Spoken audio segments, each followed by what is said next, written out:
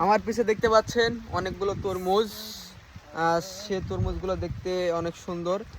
সুন্দর সুন্দর তরমুজ তৈরি হয়েছে দেখেন। মানে সাইজটা দেখেন কত সুন্দর সুন্দর তরমুজ। একটা গাছে 20 থেকে 25টা তারও বেশি তরমুজ ধরছে। আমি আছি তরমুজের বাগানে। স্বদেশ যে তরমুজের বাগানে যারা আসেননি তারা আমাকে জানান। দেখেন এদিকে তরমুজের গাছ, এদিকে তরমুজের গাছ, পিছন দিকে তরমুজের গাছ, এইদিকে তরমুজের গাছ। ওরে বড় বড় তরমুজ, ওয়াহ সেই স্বাদ, সেই স্বাদ।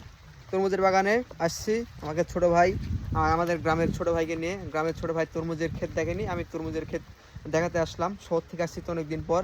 গ্রামের ছোট ভাই, চাচাতো ভাই, সে জানে না যে তরমুজের গাছ কেমন হয়। দেখালাম, দেখো এইদিকে দেখো তরমুজ, দেখো কত সুন্দর। দেখো এই তরমুজটা কিরকম, অনেক সুন্দর, অনেক বড়, খেতে অনেক স্বাদ হবে এটা বোঝা যাচ্ছে। ওয়াও সেই।